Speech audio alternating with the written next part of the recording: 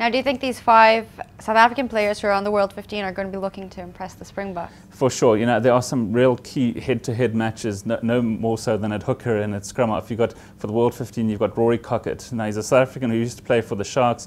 He left South Africa, went to play in France and has done unbelievably well there. He's been nominee for Player of the Year. He's now up against Ruan Pienaar, playing for South Africa, who actually plays overseas as well. Ruan Pienaar's backup is Farida Pre, who also plays overseas. So, you know, they're all fighting for that number 9 berth. But a lot of people have said for a number of years now that Cockett deserves a look-in even, just for the Springbok team. Because he hasn't represented South Africa, he's now eligible to play for France.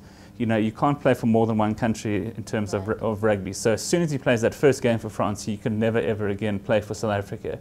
So it's been confusing why Heineke hasn't just picked him once and denied him the opportunity, perhaps, of playing for France, to really test where Cockett's allegiance lies. You know, if both France and South Africa call him up, where will he decide his future lies? That's basically what it boils down to. So he'll for sure have a point to prove on Saturday.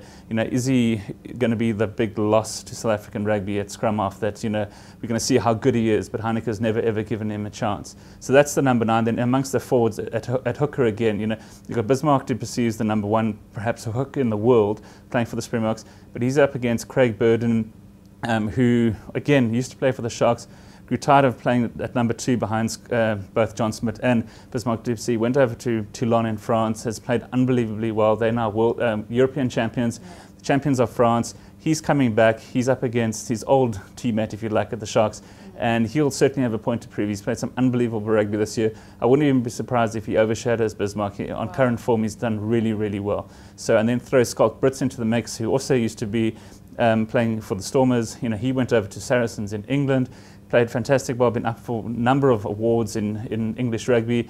He's back. He was in Nick Mallett's squad, then Heineke Meyer poached him, so now he's on the bench for the Springboks. It's all very, very confusing, but those are the 2 key positions I'm really looking forward to, the head-to-head matchups. It's really going to be interesting to see some of those head-to-heads, yeah.